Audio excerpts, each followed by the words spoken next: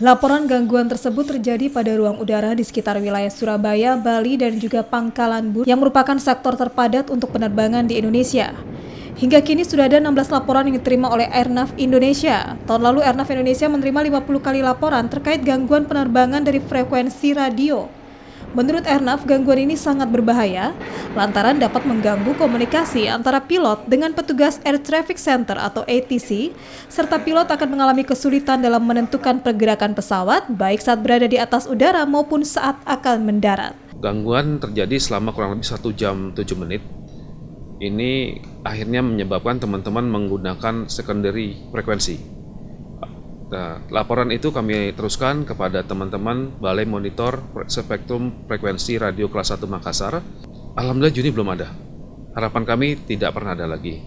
Karena terus terang, selain mengganggu ATC maupun pilot, ini juga bisa mengancam penerbangan. Bayangkan dalam satu wilayah udara yang trafiknya sedang padat saat itu, pilot dan ATC tidak bisa berkomunikasi.